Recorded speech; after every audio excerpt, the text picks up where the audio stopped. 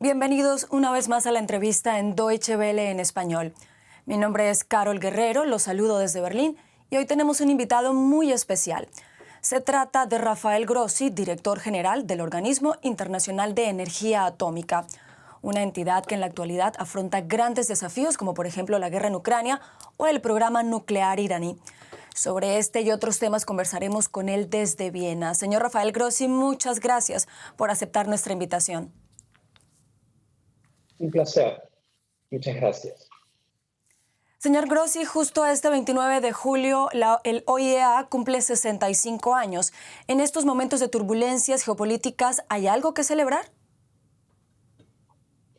Creo que lo que hay que celebrar es que justamente exista el OIEA, porque si no existiese, como dice el dicho popular, había que inventarla. Claramente existe una necesidad muy grande en el mundo de tener un organismo que ejerza la regulación de la actividad nuclear con fines pacíficos y que también actúe en la prevención de la proliferación de armas nucleares.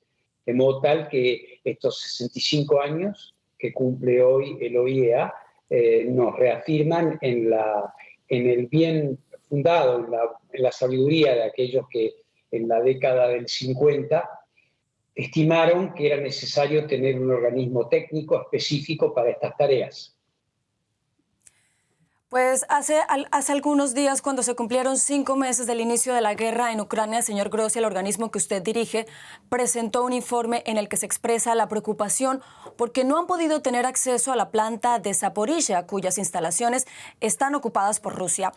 ¿Cuáles son las últimas informaciones que tienen ustedes sobre la situación en esta planta considerada la más grande de Europa, a propósito de los desafíos que usted menciona tiene el mundo de hoy?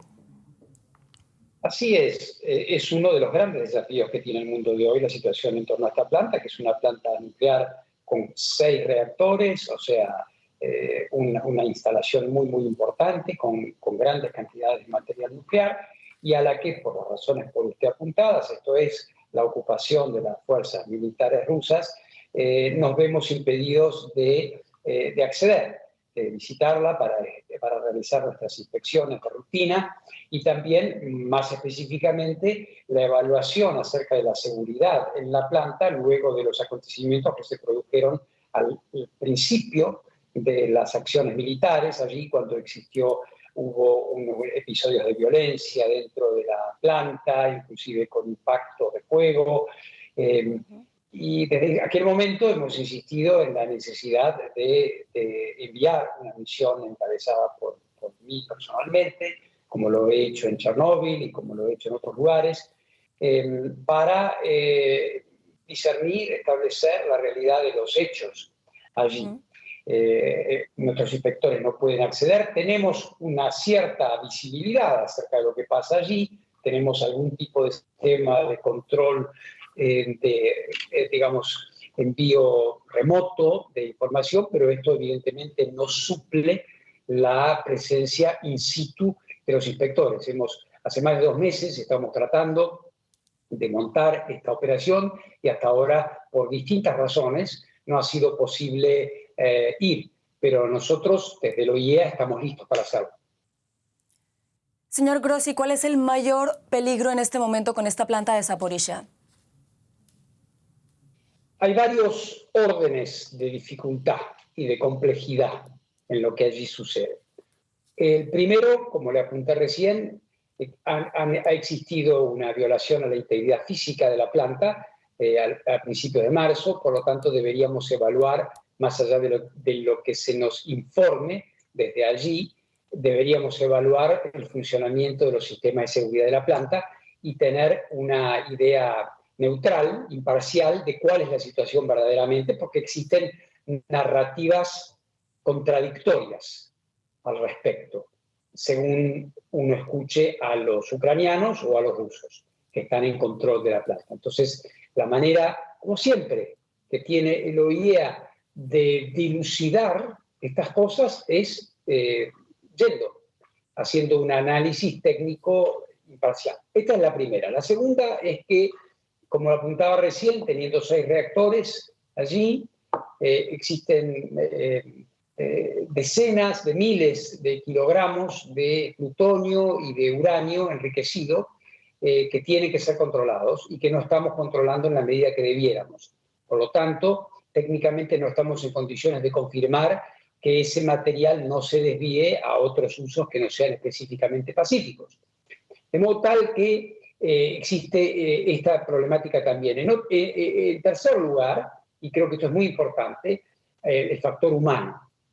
Allí el personal de la planta se encuentra en una situación sumamente anómala en cuanto a que el control de seguridad de la planta y el control de la planta en sí está en manos de las fuerzas de ocupación, pero la planta sigue siendo operada por sus operadores naturales, es decir, los ucranianos, y se han producido distintas situaciones de tensión, obviamente, entre los ocupantes y los ocupados. Para ponerle una analogía sencilla y hasta casi exagerada y caricaturesca, pero que puede ayudar a la audiencia a entender. Es como si usted tuviese en la cabina de control de un avión discusiones entre el piloto y el copiloto. Hacia dónde vamos, qué se hace, qué no se hace. Y esto es algo que es sencillamente impensable en una planta nuclear. De modo tal que debemos restaurar el orden natural de las cosas allí, y para esto la presencia de la OIEA es sencillamente indispensable. ¿Qué es lo que se necesita que ocurra, señor Grossi, para que Rusia permita el acceso de una misión del OIEA a esta planta? Hay discusiones a distintos niveles. Las autoridades rusas están dispuestas a recibirnos en la medida en que transitemos por territorio ruso. Las autoridades ucranianas consideran que esto es incorrecto y que podría inclusive legitimar la presencia de las fuerzas rusas de ocupación en ese lugar. Nosotros lo que le decimos a ambos es que somos el organismo internacional de Contralor, somos las Naciones Unidas, para así decirlo, y por lo tanto en esto lo que nosotros tenemos es una misión técnica que cumplir y que debe ser facilitado nuestro acceso. Por lo tanto, hay, para describirlo de otra manera, elementos, factores, argumentos de tipo político que se están esgrimiendo para, y que en el fondo evitan que nosotros podamos llegar ahí. Nosotros continuamos nuestras negociaciones, nuestras tratativas, nuestras conversaciones de manera incansable, aspirando a que muy pronto podamos ir. Señor Grossi, otro asunto que ha generado mucha preocupación es Irán. Recientemente usted afirmó que el programa nuclear de ese país avanza al galope. ¿De qué manera está intentando el OIEA frenar este avance de Irán? Nosotros tenemos una serie de actividades de inspección en Irán que no se han interrumpido porque forman parte del acuerdo básico de salvaguardias que tenemos con ese país. Sin embargo, por la naturaleza de ese programa, la amplitud de ese programa, las actividades que allí se realizan, existían otras medidas adicionales de inspección y de verificación que se aplicaban en las distintas instalaciones en ese país. Irán, a raíz de que la Junta de Gobernadores de la OIEA adoptó una resolución censurando el hecho que el país no colabora suficientemente con el organismo, dándole la información, la clarificación que es necesaria sobre las actividades en Irán, Irán optó por retirar, remover, desconectar más de 20 cámaras, 27 de hecho, cámaras de seguridad que teníamos allí instaladas. Y es por esto es que yo he apretado el botón de alarma en cuanto a que todas estas actividades, o muchas de estas actividades, tienen lugar sin que podamos saber qué es lo que está allí ocurriendo. De modo tal que si usted combina esta situación con la posibilidad de que se reviva el acuerdo entre las 5 potencias nucleares y Alemania y la Unión Europea con Irán, el famoso JCPOA, por sus siglas en inglés, tenemos una situación sumamente paradójica porque mal usted puede suscribir a un acuerdo cuando no puede el OIEA garantizar que las actividades que allí se realizan gozan de la transparencia y tenemos toda la información acerca de cuánto es el material, cuántas son las ultracentrífugas que Irán está operando, cuántas tienen almacenamiento, es decir, todas las cosas que antes yo veía con esas 27 cámaras y que ahora no veo más. O sea que la afirmación que hago no es una afirmación política, es una afirmación sencillamente técnica y objetiva. Y es por esto que nosotros hemos manifestado una preocupación. ¿Ha recibido alguna respuesta por parte de Irán ante esta preocupación, señor Grossi? En forma directa, no. Yo he escuchado críticas a mí personalmente por decir estas cosas, pero yo las voy a seguir diciendo porque es mi misión. Yo debo decir cuando no puedo inspeccionar, cuando no puedo dar las garantías de que todo lo que allí ocurre está en orden. Entonces, por más que se enfaden, yo lo voy a seguir diciendo. Señor Grossi, como si esto fuera poco, pues el líder de Corea del Norte, Kim Jong-un, aseguró que su país está listo para utilizar su arsenal nuclear ante la creciente alianza entre Corea del Sur y Estados Unidos. ¿Qué tanto le inquieta esta advertencia del líder norcoreano? Muchísimo, porque es obvio que se trata de un arsenal nuclear que ha ido creciendo. Corea del Norte expulsó a los inspectores del Organismo Internacional de Energía Atómica hace 11 años, en el año 2009. Hemos perdido todo tipo de presencia física allí. El país optó por proliferar, optó por desarrollar un arsenal nuclear, de modo tal que el hecho de que en adición a esto el líder indique que está presto a utilizar este armamento, a mí y creo que a todos como ciudadanos del mundo nos debe llenar de enorme preocupación. El OIEA está también listo para que una vez que exista un acuerdo político mínimo, pueda reiniciarse una tarea de inspección que será mucho más compleja que en el pasado porque naturalmente ya Corea del Norte tiene armas nucleares. No se trata más de la posibilidad de, ya las tiene. De modo tal que tendremos que ver qué tipo de acuerdo, qué características tiene ese acuerdo, si es un acuerdo de desarme, si es un acuerdo de reducción parcial de armas y de control parcial. En todo caso, nosotros como organismo estamos listos a regresar cuando exista un acuerdo. Pero en este momento la situación es realmente preocupante. Durante 35 años, señor Grossi, el arsenal nuclear se redujo de forma constante en el mundo, pero ahora la tendencia ha cambiado y potencias atómicas pues están adelantando planes de modernización o incluso de expansión. Con este complicado panorama, ¿qué tan optimista es usted de cara a la conferencia de revisión del Tratado de No Proliferación Nuclear que tendrá lugar este lunes 1 de agosto en Nueva York? Bueno, allí estaré. Allí estaré para decir claramente cómo lo vemos desde el Organismo Internacional de Energía Atómica y lo vemos claramente con preocupación. El artículo 6 del Tratado de No Proliferación de Armas Nucleares que usted menciona dice claramente que los países que tienen armas nucleares tienen que negociar de buena fe para reducirlas. Como usted muy bien apunta, tenemos una tendencia alentadora en el sentido de que los arsenales nucleares existentes estaban en un proceso de reducción muy significativo.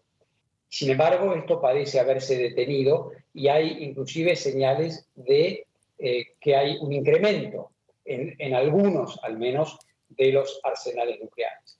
De modo tal que la revisión del tratado va a ser un buen momento para que exista un compromiso renovado, no solamente de los que no tienen armas nucleares, sino también para recordar a los que las tienen que ellos también tienen un compromiso con la comunidad internacional.